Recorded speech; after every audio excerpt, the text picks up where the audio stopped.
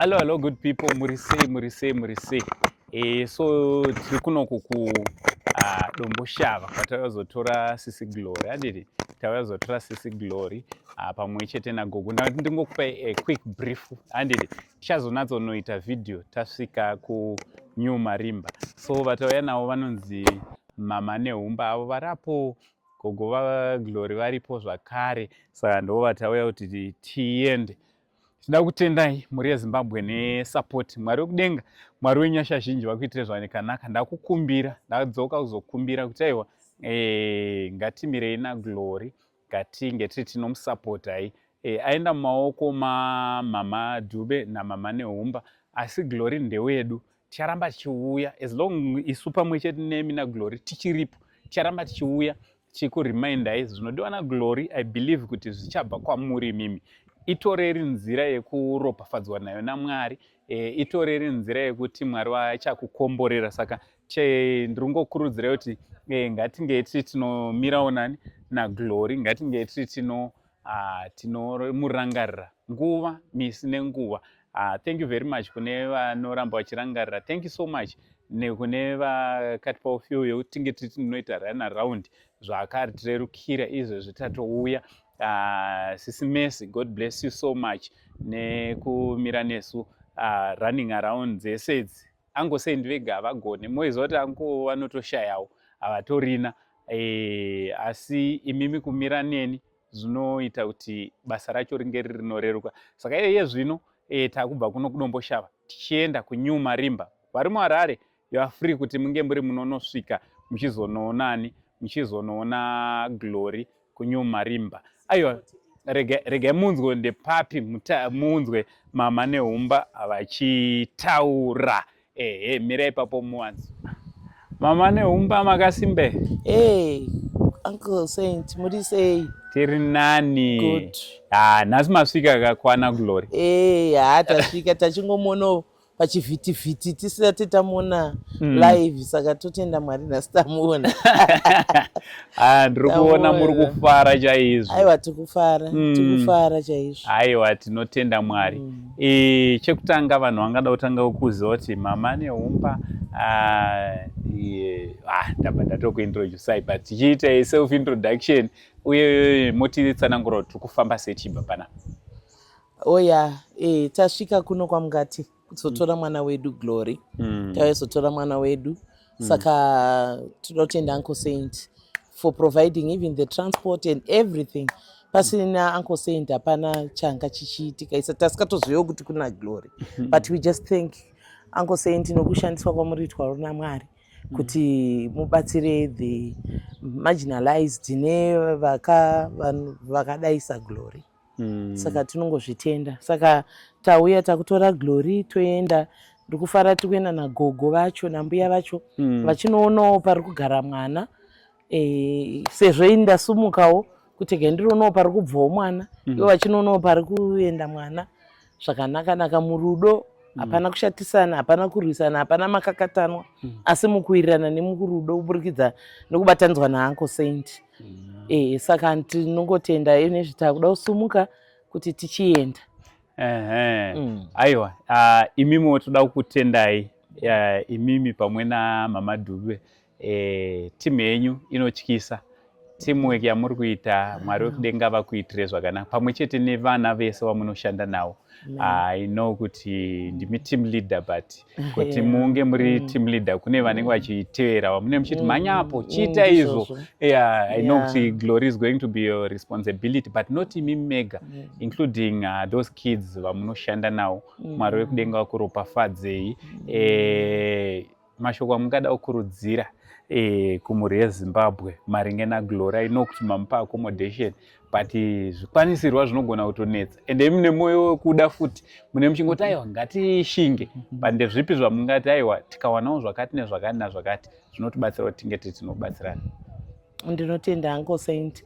Yes, ichokwadi kuti tiri kumupa pekugara. Tiri kunogara pamwe chete naye. Titoriwo mhuri yandinayo yandataurawo. Vana vandikugara navo, nherera dzimwe dzandikugara nadzo nhatu through Messi Dube vandinavo ipapo. Saka inini ndinongotenda Mwari kuti ndakangozvipirawo into this ministry yekuti Mwari vandishandise kuti tikwanise kubatsirawo vanhu vakaita sana Glory. Saka musha uripo hongu, asi saizvozvo zvamuri kutaura Uncle Saint kuti kune vanokwanisa vakasununguka vachisundwa naMwari zvakare vari kuonawo vhidhiyo iyoyo nevakaona kare kuti anodawo nekukwanisa kuzobatsirawo zvaanokwanisa nemwoyo weChristmas ino. Vanhu vanoda kudyawo tunonaka, munoziva vanoda kudyawo meal yemusi weChristmas yakatosiyana neyemazuva yose. Vanofanira kunge vane special meal yatichavaiitirawo vese Glory nevana vangu ivavo vandinavo. Saka ndinongoti kune vanokwanisa vanongobatsira through Uncle Saint vavo mukavabata. Uncle Saint will be coming kazhinji vanenge variko tichishanda naUncle Saint vachionawo kuti Glory wacho agere sei. Havangomudhampa Glory, ndoziva nemwoyo wavo vachangoramba vachiuya tichishanda tese zvatiringoita ipapa.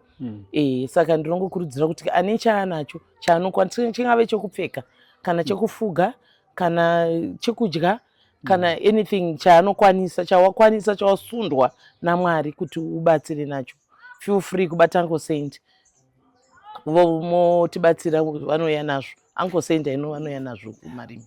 Imimiwo muchivazivisawo inonje address, vamwe vanogona kuti toda kungozvisvikira panzvimbo.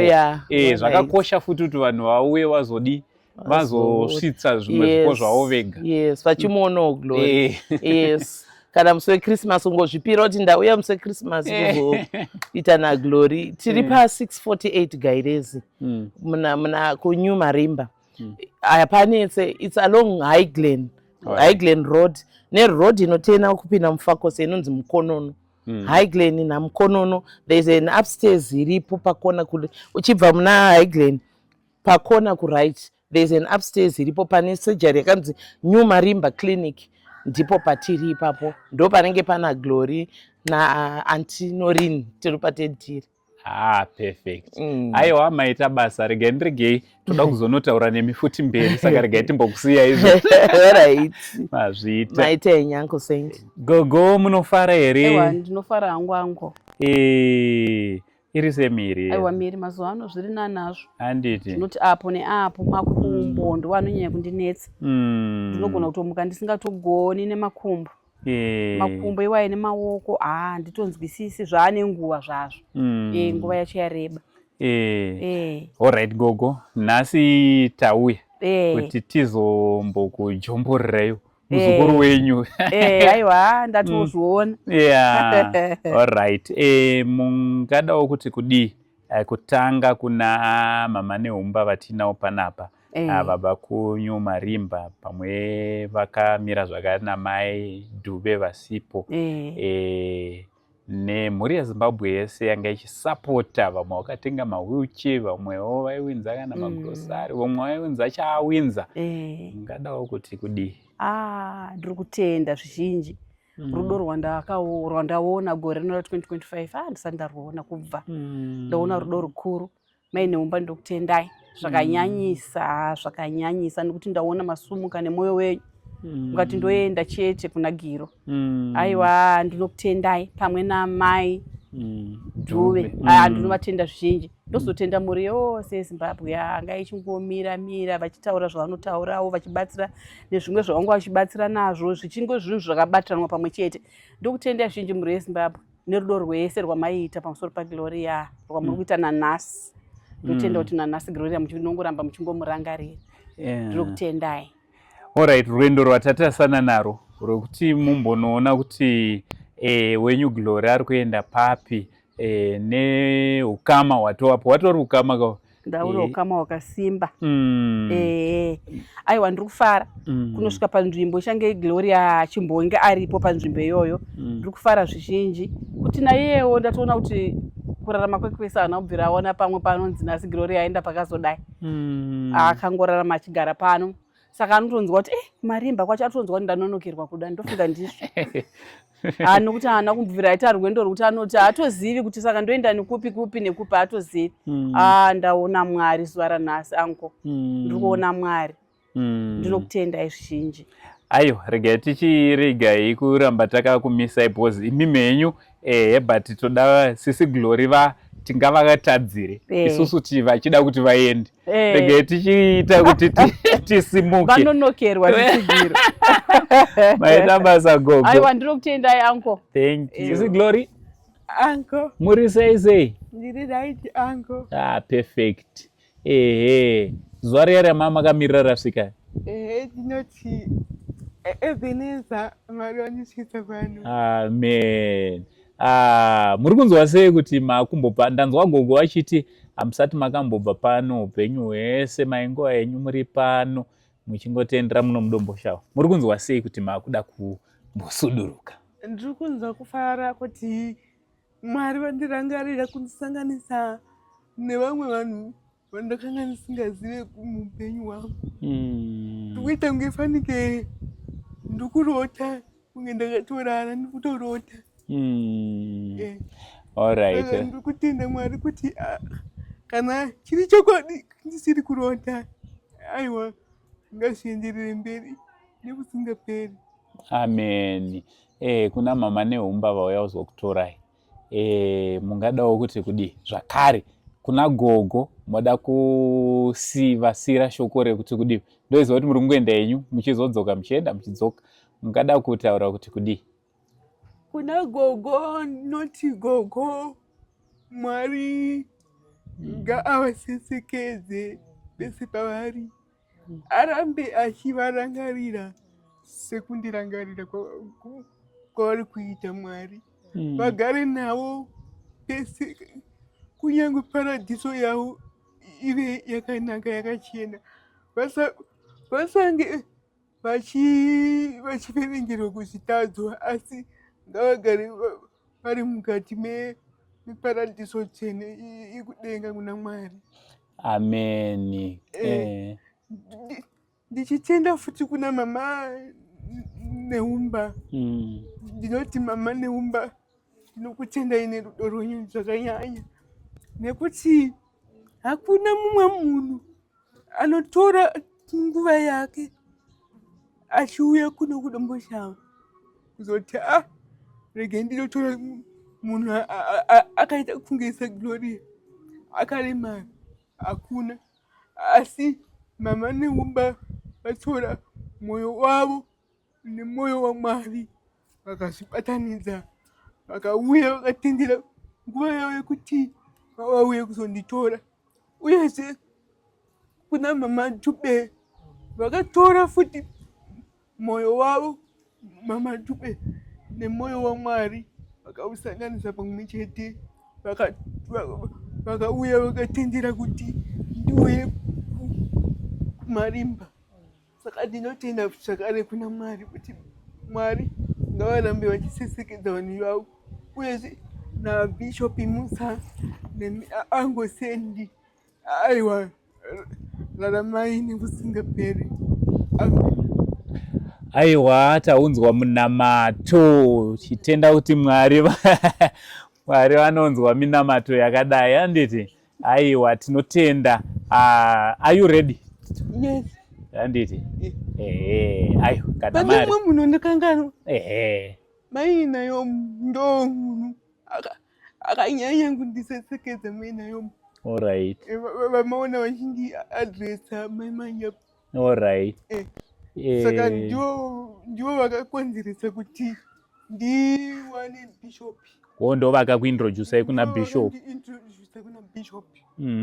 Saka ndiko kutoti ndinzi ndabatsirikana.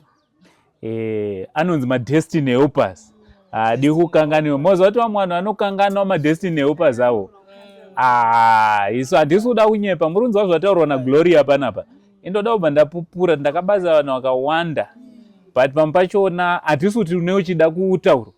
But unoita seusina chawakaita. But Gloria Mwari akuitire zvakanaka nekugona wokuzivawo vanhu vakadi vakakuconnecta. Connection yachona yese iyoyo Mwari wekudenga vachikuitira zvakanaka kunyanya iwe. Wanditi Bhaibheri rinoti hanzi zvese zvinobatirana kuti zviitire zvakanaka kune vanoda Mwari. Handiti saka zvese zvingobatirana nekuda kwaunoita Mwari iwe.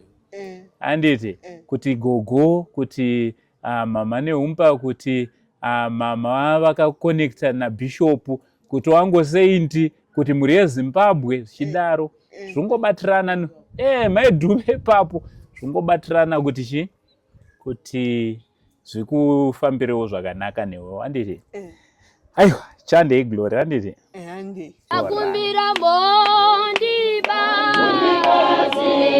Jesu ai mwari pamise pamise yose mwari waimoite oite kufa kwangu mwari wevozandi uzandikiseni mwari waimuzandi uzandikiseni akumbira mondiba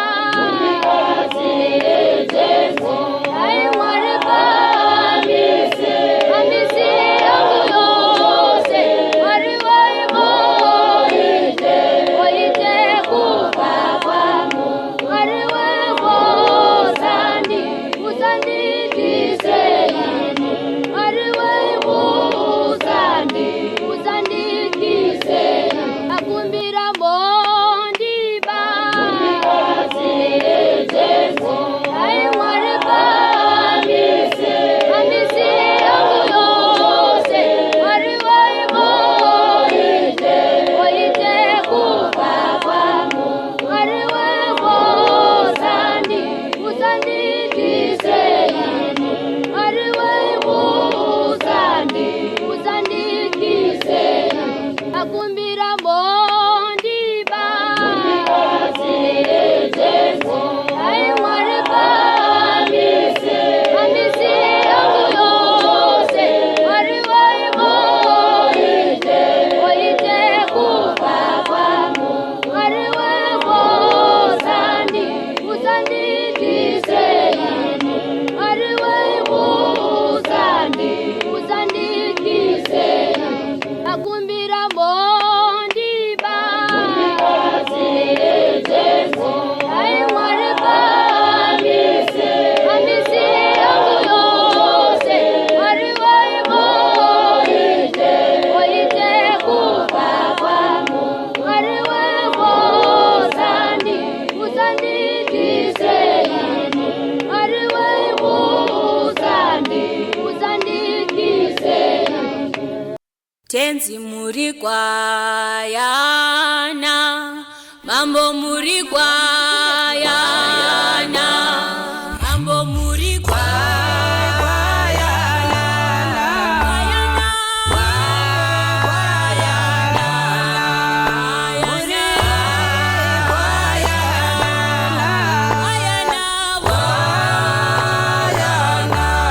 ishe muri kwayana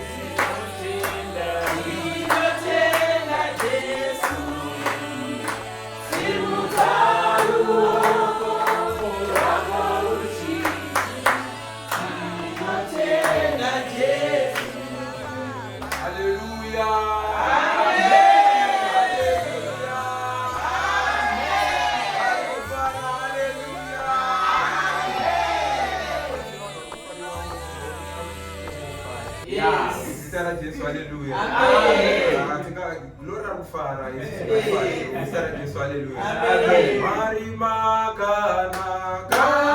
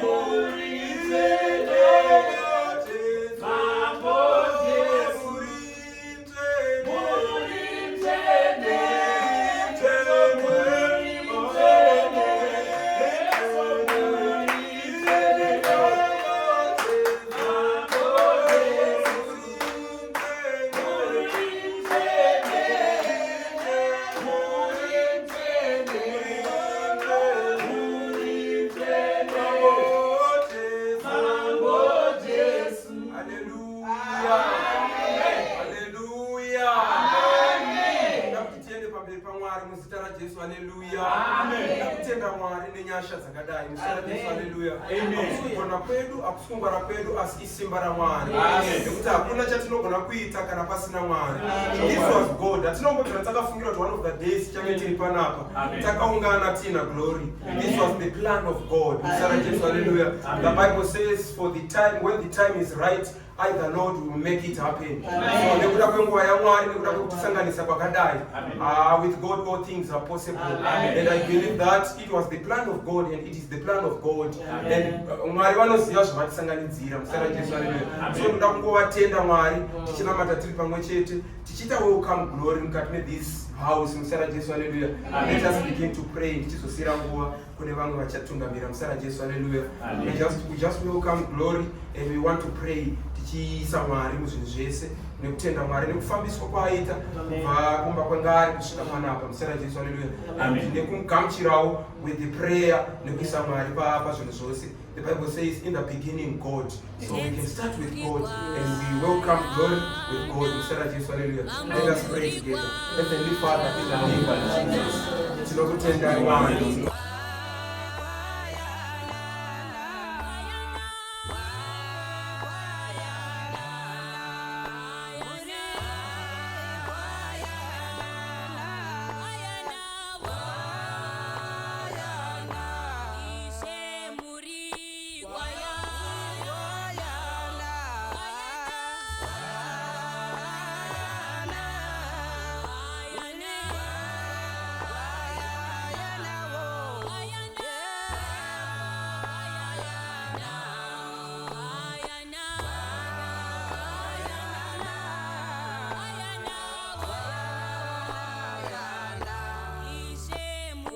welcome pa648 Gairezi.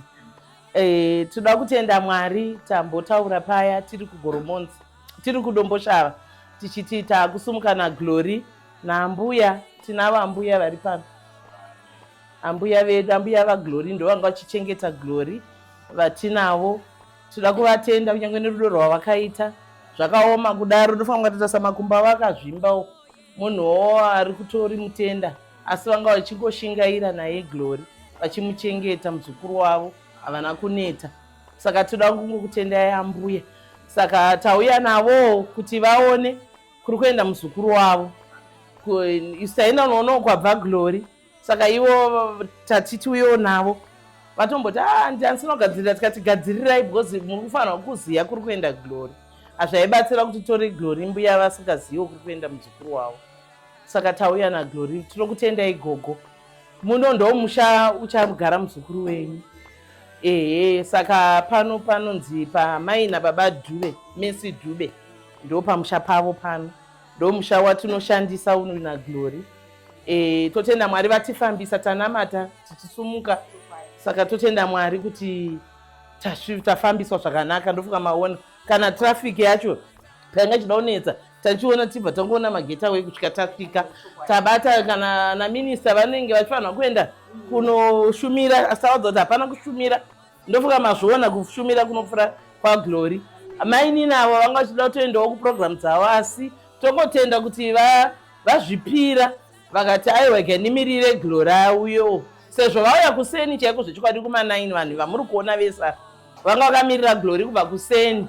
Saka ndibatsirewo kuvatenda nerudo rwavo because tachifunga kuti kuma9 10 kuma11 12 tetangotodya latiwa tatoe mamhanya mabasa avo asi vashingirira vasiya mabasa avo kuti vayozounganira vachigamuchira Glory kuti aone kuti unodiwa Glory. Ndiringoda ndomashoko andingangoda kutaura kuti unodiwa. Handi kutoona pane vamwe vashoma ava, pane vamwe vanokuda asi vasiri kukwanisa kunge vari pano. Asi ava vamwe vevamwe vanokuda vakawanda vari kunzoko. Tichida kutenda mai Dube, hatikanganwi, toda kuti zvitenda kuti tipinde pano. Dai pasina mai Dube vacho, Messi Dube, hapana kuti aiungana kupi. Asi vavhura musha wavo kuti Glory ngaauye agare pano. Kunyange inini wacho ndinoti ndichange ndinaye ndaigara naye here mumhepo, asi kuti mai Dube vavhura musi wavo kuti ngaauye Glory agare pano. Imu musha uyu vaigona kutoita bhizinesi nawo vachitoita mari asi vasacrifice kuti ayewo ndishumire Mwari kuburikidza nekuti vanoziva Mwari, vanotya Mwari, vane mwoyo waMwari mavari. Saka toda kungozvitendawo. Saka ndoda kutenda munhu wese auya pano. Hatikanganwe Uncle Saint nekuti Uncle Saint dai vasipo, ndoramba ndichidzokorora, dai Uncle Saint vasipo isusu hataimbozoti kuna Glory. Glory haimbozoti kuna mai Dube. Hataimboziva kana kuti kune Glory ainge. Uncle Saint Mwari vakukomborere, varamba chikupai simba, musanete mufunge.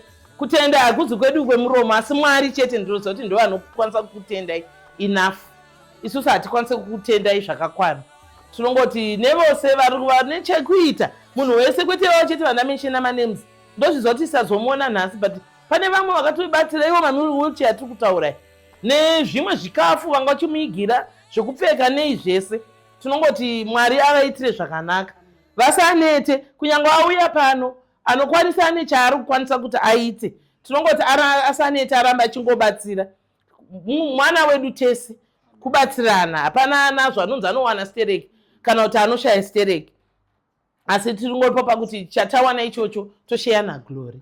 Saka ndo mashoko angu, ndoda ngotenda hangu nevana vangu vari pano, Tadiwa, Shimei naChelsea vandogara navo pano, kuti vanangu accept Glory part of our family, ato part of us. And ndofunga tete vakataura nemi, tete Messi vakatora nguva vachisanangurira vana, vachivatsanangurira kuti pane ari kuuya, accept him, accept her semwana wepamba. Kuseniwo Panashe namai vake vauyawo vakagarirawo sister yaPanashe. Saka tinongozvitenda nepatience dzamaita idzodzo. saka ndofunga ndo zvandingagona kutaurira Uncle Saint panguva inei. Tinoti Glory, welcome home. Panapa pamba pako, sununguka. Chausukafarire sununguka, pata papa. Andizoti chanditi tete here, bhozi vana vangu vari pana pesa noti tete. Dzadzi dzababa wavo, dzadzi yababa wavo. Saka vanonditi tete. Saka handizive kuti muchati tete here. Saka ndiri tete vepanapa. Mama, odati mama. Aiwa pakati zvese zvakangonaka. Saka unongoti mama ichi handisi kuchiona. Mama kuapa zvazoita sezvaunongosina kunzwisisa, because isusuwo tichaadjasta kuti tichiita kuti tikufadze. Iwewo chaadjastawo kuti tigare zvakanaka, so that tigare muhwani takabatana semhuri imwe chete. Zvinoti tichave perfect kuti tichagona zvese. Asi ukaona kuti but ne mama kuapa madai tikadai hamufunga kuti ndo zvakanaka. Isusuwo tikaona sekune Glory apa mwanangu ko ukadai. Tichitsurana nekubatsirana kuti tigarisane zvakanaka. Murudo. Ndo zvandingangogona kutaura. Totenda namwana wangu, she has been angari muzukuru. Mwana wa Uncle Saint. Saka ndienda nesu ndangachita kamera achitora kwesoko. Achifamba nesu tafamba naye zvakanaka. Tinotenda mwana wangu chitiramba akadaro supporta baba mubasa iri. Harizi basa rekuti varune zvavanowana stereki. Asi itori ministry na baba vako. Vanotoda support from imimi special. Isusu tinowana ka1 pagore. But imimi every day munavo. Vakauya vakaneta dedimaneta bhutsu kuvabvisa. Dedimaneta bhutsu ndichomaneta, that's being supportive kuna baba vako. Mira na baba vako mwanangu muzukuru andite. Ndatenda hangu ramba wakadaro. Utaurire masisters kuti ndine message yabva kuna tete.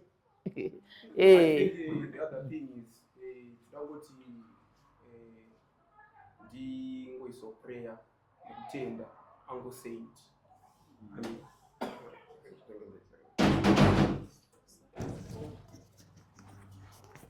I think the other thing is tudangoti tingoiso prayer yandichaita panapa ndichitenda Uncle Saint neministry yavo. And also ezeona mama vedu mama Miss Dube azviitwe nemoyo wenyama. It is from God's spirit. So tunoda kuti vanhu ava vaiswe mukavharing yaMwari, vachengetwe kuna Mwari uye valoketwe naMwari. Amen. When God was about to remember Mephibosheth ari kunzvimbo yeLodibar, kune vakatumwa kuti vachengetwe, kuti vaende, kuti vanobatsiridza. So I want to do this prayer kuna mama Messi vari kwavari. I know and I believe that God is also there, and also kuna Uncle Saint pavanofamba mumugwagwa, pavanotravela uye nezvese zvavanoita. And also nevanhu venge vachisupporta. There are so many people who were supporting kusvika paauya pano musikana. Vanoda kuiswa muma prayers. So I just want to pray kuti Mwari achengete Uncle Saint, achengete mama vedu mama Miss Dube, achengete kune vese vaita partnership, vaita kuti sisi Glory vave vamumba muno muzita raJesu. Hallelujah. So tichangokotamisa uso hwedu so that I can pray. Heavenly Father, I thank you in the mighty name of Jesus. Emi Mwari munoshamisa munogara nokusingaperi. Tinonamatira Mwari varanda venyu vamatuma. Havana kuramwa kutumwa Mwari, asi vabvuma nekuda kwenyu mutsvene. Zvakaoma kubata basa rakadai, asi zvinodawo nyasha dzenyu mweya mutsvene. Zvinoda imi Jesu Kristu weNazareta. Ndinoisa mama Miss Dube vari kwavari ikoko. Baba muriko kwese. The Bible says now the Lord is the Spirit, and where the Spirit of the Lord is, there is liberty. Father, I thank you in the mighty name of Jesus. Ndinokutendai nokuti munoshamisa. May the glory of you, Jesus, be upon this family. In the name of Jesus Christ, I pray. Amen. Amen. Amen. Amen. Mwari ndimwari vakanaka. Ai nhasi ndaona Mwari anofamba, kwete anotofamba netsoka dzake. Ndamuona pazuva ranhasi. Apa vasvika ndati, ndiwo mama vacho. Ndamboita kumubvunza kuti saka vanozvigamuchira. Ndoziva kuti munhu akaona mwana akadai toenda naye kupi. Ndikati vanomugamuchira. Munoona ndapererwa ndikati vachataiwa toenda naye. Ewo ndaona rudo. Ndaona makuita zvose zvamamakuita pai. Ndokutendai anko. Ndikotenda na Bishop. Kuti tizikamwe kudai mwana wepa next door akaona kuti mararamiro edu akaoma, ndasara nemuzukuru sekuru vanga vashaya. Saka mwana wepa next door ndiyakaudza akaudza Bishop ndisekuru vake. Ndobva vamanikidza kuti hande chete munoona anonzi Gloria wacho. Ndobva zvakatangira zvikanzi kuchazoya vanonzi uncle. Tanga takangomira tingoti amen tachimbozivei. vaanko vazouya vakataura nemusikana anonzi Giro. Aiwa zvakafamba zvakanaka. Zvadaro aiwa takazinge tichingoona anko vakaramba vachidzoka. Kudzoka kwavaita ndekuti anko zvavari kuramba vachingodzoka ingaona havana zvavari kutaura ini ndashiya kuti ndochiita sei. Hatimatsanangudzwa kuti ndiri mbuya vakamira sei kuna Giro. Giro takatanga kugara naye ndofunga ine 7 yezvina ne 33. Nokuti zvanga zvakatireruke sekuru vakanga varipo. Saka sekuru vakazoshaya munoziva zvinowanikwa zvakawanda wanda. Asi ini ndoda kungotenda anko. Ndoda kutenda ine mwoyo wenyu, ndogotenda mama, ndokutenda zvizhinji mama Neumba. Zita rinomhanya Neumba namama Mai Dube handiziye. Nevese vandasvika vari pano ndokutenda zvizhinji. Kugamuchirwa kunokosha vasikana. Dai tasvika pasina matengo saka tiri kuenda kupi panani taipererwa. Aiwa ndokutenda ina brother vandaona vaita rudo. Ndokutenda hanzvadzi. Maita zvenyu, maita basa chokwadi. Aiwa maita zvenyu. Mwari vakuitirei zvakanaka vose vane ruoko rwavakaisa pana Glory. Ndokutendai pazuva ranhasi ndinotenda Mwari vakuitirei zvakanaka murarame nokusingaperi. Amen. Ndine chinhu chandasiya anko. Ndanichiti ndimboraya muzukuru kuti kana wasara uri pano ndisanyadziswe uzive kuti ava nditete wati ndimama. Mama vakakutsura unofanira kunzwisisa. Iwewo unotaura kuti mama pasi apa ndo zvakadai kusvika mama vaziva zvauri unoziva zvauri Giro. Mama havasati vakunyaso kunzwisawo nokuti hausi munhu unoziva zvazviri. Asi ndinongoti Giro unofanira kusara uchinzwisa kuti ndasarawo pamba zvisingazokanganisa zvinhu zvakawanda. Ndongoti uite unhu hwakanaka hwandai kudzidzisa kubva ndichingoti anko vari kuya Giro asi pakadai panodai dai wabata zvandakakudzidzisa zvose uzvibata nai. Ndizvo zvimwe zvaida kuti nditaure anko izvozvo. Ndinotenda anko. Thank you so much. Thank you so much. All right. Tora maiki ka kuvambotaurawo. Munhu wese ari kufanira kutaura nasi. Aiwa tinoda kutenda. Minister, thank you so much. Nemashoko makuru Mwari wekudenga, Mwari wenyasha zhinji, Mwari wekudenga vakuitire zvakanaka. Amen. Pamusoro ndoda kutenda. Ndofunga Uncle Saint ndokufollowa zvakanyanya. Ndichiona mabasa amunoita muchibatsira vanhu vakasiyana siyana. Taingoti ndezvemutv. But apa ndazonyatsoona chokwadi. Ndoda kutenda nebasa ramabata. Ndoti mhuri yeZimbabwe itinamatirewo kunyanya pana Giro, kunyanya kune vana vakadai. Tikwanise kuvachengeta, tikwanise kuvagamuchira. Ndichitendawo Mai Dube muridzi wemba atipa imba yekuti tichengetere Giro. Musaitire isu chete, muitire vamwe vese. Wonderful. Amen. Tanyachiuya ubate panapa mwanangu tichipinde pamberi pekamera. All right. Enda unowapa. Tinotenda Mwari. Ava ndi mama wapa. Muri kuitiza kamera. Hamusi kuda kutaura. Titende.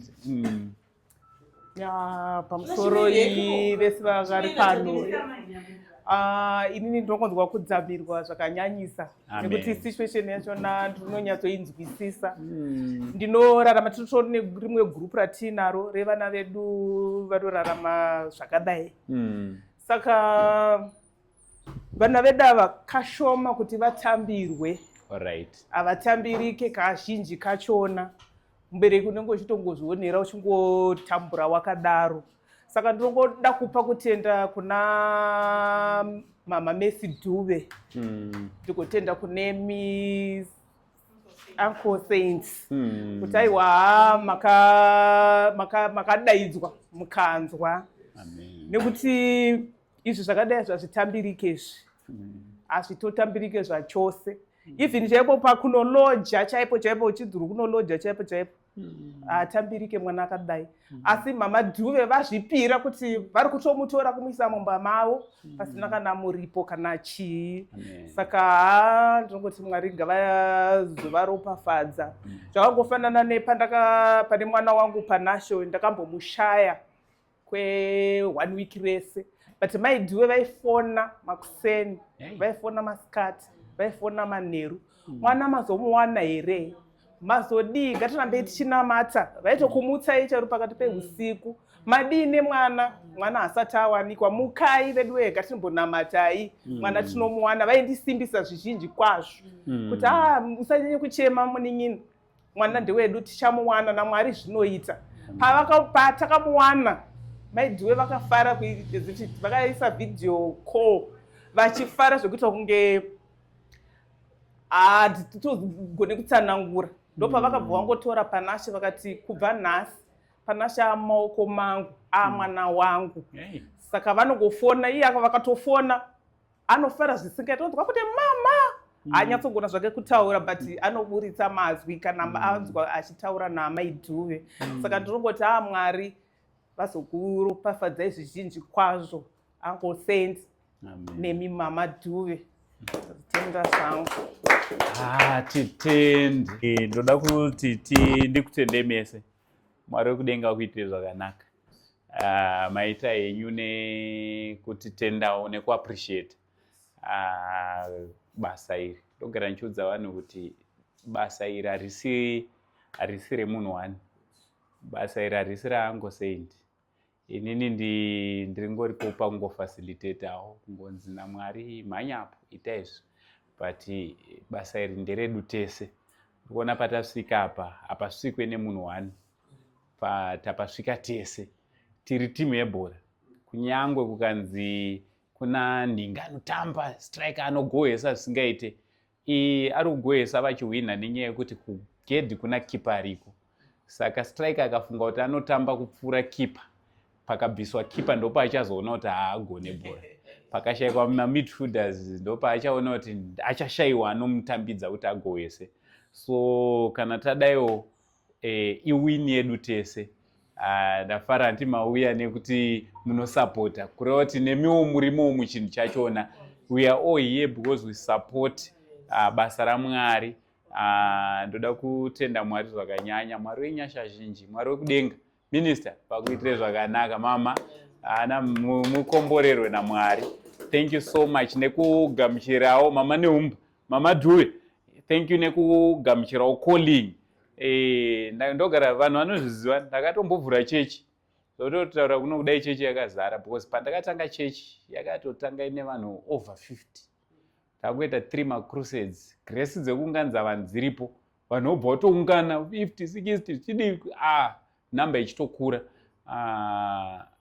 but ndiri ikoko mweya mutsvene akataura neni akanditi rako basa warisiya iri rekuunganidza vanhu unogona kutoriita because nyasha dzacho unadzo but uri kumhanya resiri yako saka ndakamira ndikavhara chechi pakuwadzana 7 apa tikabva tadzoka tikati regai tiite rangu inini randakatumwa naMwari nderekudhila nemunhu one by one so sometimes unogona kuti nai Mwari vamwe vari kudya kachegumi kumachechi chechi payanga yatanga uchiona misoro yevanhu they know mapastors kuti unenge wakutoverenga kutoti apo panobuda something rangu rinorwadza because kubva pandatanga kunoona glory fio yandazoisirwa ndaisirwa nhasi ndofunga ndazvitaura ndatochema unoshandisa fio yako unoshandisa maresources ako unoshandisa iministry inorwadza because vanhu vakakutambidza vanobata calculator kuda kuweka kuti zveshuwa waita izvozvo zvatakutuma pane vamwe vanhu vanokupa $20 toda kuti ndikudzei woti chiendai munopa glory vanoexpecta kuti udrive distance yekwandinobva ndinodira fuel pamwe kutobva panapoenda pakwangu $10 but vari kuexpecta kuti uisvitseri chii iri 20 muri kunzwisisa ichisvika iri 20 zvekuti wasvika sei ikoko nekudzokomba kwako zvazvako izvo ndokurwadza kunoita ministry so vazhinji havazotendeseke paministry yedu iyoyi dao ndikudzei chokwadi vazhinji vanozoita vachizvipatsurira vachiisa pasaidi ndokurwadza kunoita ministry ndosamuchiona kuti vazhinji vanopinda ministry vasina kumwewa Mwari vasinganzwisisi kuti chii chiri kuitika vasina love munonzwa apa paite mazuva munonzwa kunzi asiya mari dzazonzi hadzina kusvika but isusu sese NTV hatina nhoroondo iyoyo kubva tichitanga for the past 5 years for the past 5 years mama neumba ndanga ndichitaura ndichiti tavakira vanhu dzimba munomu Harare matiri munomu munotori nemba yatakadoneta asi ndiri kuroja munondoroja but kune mhuri yatakatodonetera vasingacharoja kudomboshava kwatabva ndachitodza gogo ndichiti pamusoro apo pane mba yatakatodoneta our first house to donetka iri kudomboshava indichiroja nanhasi ndichiri kungoroja ndokurwadza kunoita ministry kamota kandofamba nako akaenderane nezvataitira vanhu ndofunga maona uche chaicha tatambura utodi Mwari vavape bigger car. That's a need. Kuti a want. In need chaiyo ministry yavo. Anoona fanga wazotakura saizvozvo. Tatasha kuti toisa paini. But handibatikani. Ini mota handitorina basa nayo. Anotaura kuti mukwanise kufamba. Zvatiri kutoita izvozvo Mwari vanenge vachitotendera. Vari vanenge I thank God for life. Yes. Pane pandakamborwara ndikafunga kuti ndinofa. Saka kana ndichiona izvo zvichiitika, for me it's more than enough. Yes. Being healthy, seeing my kids going to school every day, vachitopasa. It's more than enough. Ndinonzwa kutotenda Mwari nezvozvo because kune mumwe munhu asitorina. Kuonana Glory vachifara kudai izvo. Izvo takadriver kamota kacho ndo tatosvika neuche yachona. We thank God for that. So I just want to urge people out there kungokurudzira vamwani. Ita the right things zvawakanzi naMwari uite. Everything zvinobva zvaendeka. Kana wakanzi naMwari rumbidza Mwari nekuenda kumakomo uchinonamatira vamwe. Chirega unowanza nguva zhinji uchinamata wakuva selfish. Enda unonamatira vamwe. Ndo calling yako. Kana wakanzi naMwari iwewe detsera vamwe. I've seen a lot of people, my mama, pa online nevamwe vanosangana neni angosenti zvamunoita zvezvo tinozvidawo but nekuti tinoshaya hatina. Emakati asangosenti munoona munhu ane mari here. Zvikanzi batai munhu ane mari ngataura nechokwadi ndo zvakaita munhu ane mari. Angosenti vamoziwa umwe akatozondibvunza bhutsu yangu yandakatopfekei 3 years ago ndichipfeka. Umwe munhu akatozobvunza moziwa anobvunza kuti bhutsu yanzwa. Ndotenga nei? Handitorina. Ishungu chete dzemwoyo. Inyaya yekuti I'm exposed chete painternet. Saka vanhu think kuti internet anazo. Hatitorina. But heart inenge ichindudza kuti ita kusvika zvaita. Mwari Masimba Ose achikuitira zvakanaka. Panapa Glory. Ndo papa musha pedu. Ini ndichange ndichitambirawo panapa zvakanyanya. We are together go vachange vachiuya uchimboita uchienda uko nekudai zvichidaro Mwari wekudenga vachiitira zvakanaka. Kids, anditi, thank you so much. This is your sister. Okay, from now on this is your sister. Timugamuchire sezva ari ndichadzidza zvakawanda. Glory anetse, Glory anotaura. Chamunzwa zvenyu Glory anodi? Glory anetse, munhu akanyarara ndiye anonetsa, but Glory manje very talkative. Saka tinotenda Mwari. So regai tipe Glory ataure video redu rebesa. Ndoizva kuti tine shungu dzakawanda. Chaita mavidhos akawanda tikurukura. But ndisandapedza handiti Glory achizotaura. Mama Dube, mama Neumba vati Glory tamupa a family. Ivo vantoriwo nenherera dziri panapa. Tisazoti ayo kana tichiita zvavari kuita tongotaiwa tirongoitira Glory. Let's know kuti we are doing for everyone. Handiti Mwari wekudenga vachitiitira zvakanaka. I know you Saint TV. I know you kuti amurasise muri vanhu vane rudo, vanhu vanofollowa this page. Inyaya yekutoti pamwoyo yenyu montoriwo nerudo. So let's support Glory as well as supporting the vision. This is a vision iri panapa pamba panapa yekuti vange vari vanobatsirawo vari less privileged, vari underprivileged. Mwari wekudenga vachitiitira zvakanaka. Regai timbonzwa Glory kuti vari kuti kudii vakagara mubhenzi yavo. Inini ndinotenda hangu Mwari nezvavandiitira pazita ranhasi. Amen. Ndiri kuita kunge fanike ndiri ndakatorara kunge ndiri kutorota. Asi zviri kuitika live. All right. Mwari ndimwari wechokwadi. Ndanga ndisingafungidzire kuti zuva ranhasi ndichange ndiri panzvimbo inoyi. Asi Mwari vaita kuti ndisvike panzvimbo inoyi. Ndinovatenda kubvira kuna Bishop Musa. Aiwa Bishop, Mwari ngavaitire zvakanaka kusvika kuna Angosendi. Kusvika kuna Gogodzorwa. Vakandichengeta kubvira sekuru vangu vachitoripo. Aiwa ndinovatenda naMama Dube naMama Umba nevamwe vese, the whole family. Aiwa Mwari ngavakuitire zvakanaka. Ndinotenda Angosendi kuti makagamuchira dambudziko rangu, mukandiita semwana wenyu, mukandibatsira semwana wenyu. Ndinokutendai Mwari Angosendi naMwari wenyu vakuitirei zvakanaka. Amen. Aiwa, tikaramba tiri panapa tingavidze zuva.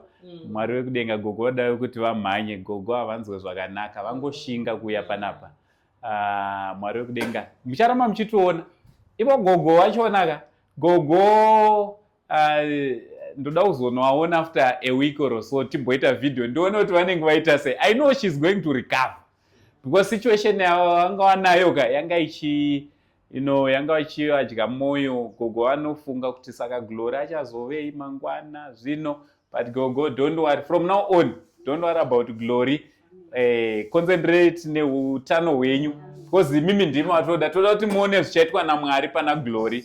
I know kuti Glory one day she wants you to celebrate with her. Indakaona vasikana vakadai vachitoroorwa ipi. Ndakaona vasikana vakadai vachitobvisigwa tichitola makeke. Satani asingade because agara haazombode. Isusu tichienda mberi. Mwari wekudenga vakuitire zvakanaka. Hama dzangu, Mwari wenyasha zhinji, Mwari werugare vakuitire zvakanaka. Isu regai tanzi tabikirwa lunch takutodya edu manheru. Saka regai tichibve panapa timbolaza magunanzi. Chiti much love and God bless you. Amen.